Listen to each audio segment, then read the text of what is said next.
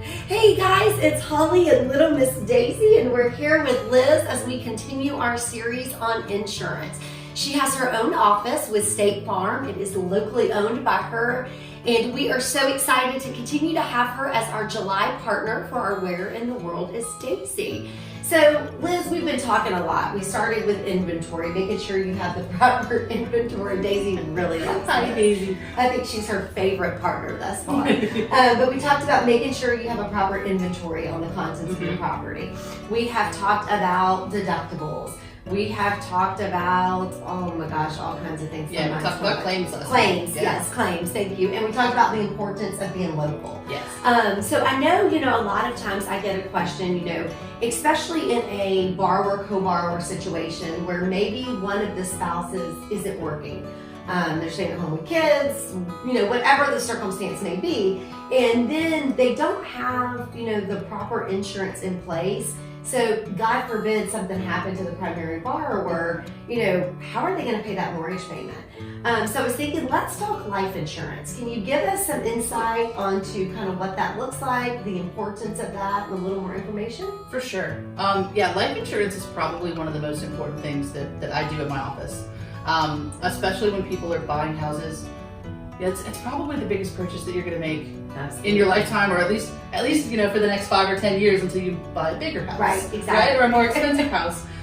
So one of the big things that I always counsel people on is making sure that they have the proper insurance for their lives in place, in addition to getting that home insurance when they're buying a house. Right. So a lot of people have life insurance through work. That's a perk that a lot of jobs offer. Yep. But a lot of times it's only 1 to 2 times your salary. So even if you're making $100,000 a year, you may only have $100,000 or $200,000 in life insurance that you don't technically own. The company can decide to take that benefit away at some time. Right. They could raise rates, so all of a sudden it's exorbitantly, kind of priced, so it's not it's not affordable. So one of the things I always mention to people is it's very inexpensive, especially when you're younger. If you're in your 20s, 30s. Which I'm clearly not. That's okay. No way. But no, so it's very affordable to get at least enough to cover your mortgage payment. Right. Cover that loan amount so that at the very least, if something does happen to you, the house is paid for with the insurance that you own and control. Right. And if you do have extra, great. Now your family has some income for the next couple of years to get back on their feet. Right. Because it generally takes 3 to 5 years after somebody dies for the family to recover financially, statistically speaking. For instance, a 35-year-old can get about $500,000 worth of life insurance if they're in pretty good health for like $35 a month.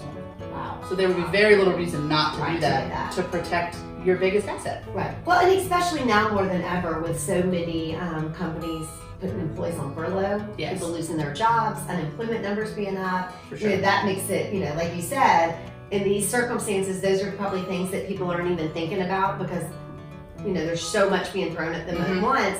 But that's something that, especially if their age range, I'm not there, but that's okay. If their age range is within those numbers, it's super affordable and super important now. Absolutely.